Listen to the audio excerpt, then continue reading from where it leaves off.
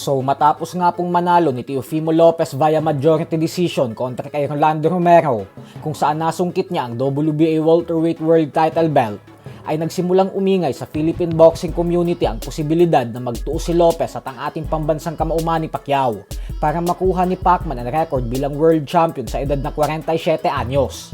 Lalo pat minsan na ding sinabi ni Lopez na pangarap niya din umanong makasagupa si Pacquiao dahil napakalaking karangalan umano para sa kanya ang makalaban ang kanyang idolo.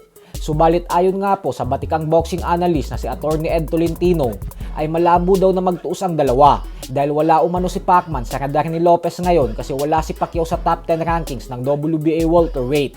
Bukod dyan ay totoong tinatarget umano ni Lopez ay ang mananalo sa mega showdown ng WBC champion Ryan Garcia at Conor Benn sa September 12. Bagay na sinabi din mismo ni Lopez sa post-fight press conference. Gusto po kasing maging unified champion ni Lopez ngayon sa welterweight division, bagay na hindi niya nagawa sa junior welterweight.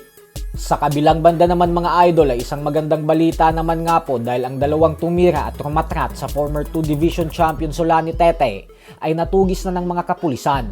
Hindi pa naman nilalabas ang mga pagmumuka at pangalan ng mga ito sa publiko dahil sinisigurado nila na tama ang nahuli nila at hindi sila papalpak. Lalo pat buong South Africa daw ang nakatutok sa kanilang investigasyon ng dahil sa isa sa pinakamagaling na kampiyon si Tete sa kasaysayan ng kanilang bansa.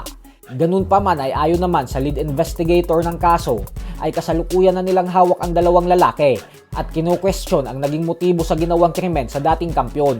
Ayon sa ulat sa South Africa ay isang 22 anyos at 30 anyos umano ang mga hawak nila ngayon na pinaniniwala ang bumanat kay Tete. Wala pa daw silang sinasampang kaso dito pero hawak na ng kanilang kustudiya. Ayon sa mga otoridad ay natugis umano nila ang dalawang ito sa international airport.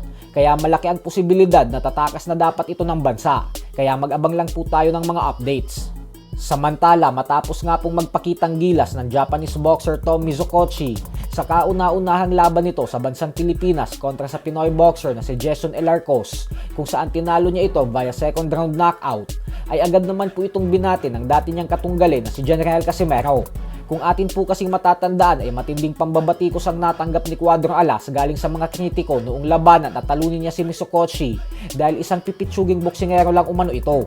Pero ngayon umano na tumalo ito ng isang Pinoy boxer at siya pa ang dumayo kaya ipinaalala ni Casimero na ang performance umano na ipinamalas ni Mizukochi ay ang siyang nagpapatunay na hindi isang magtatahong boksingero ang kanyang mga nilalabanan at tinatalo.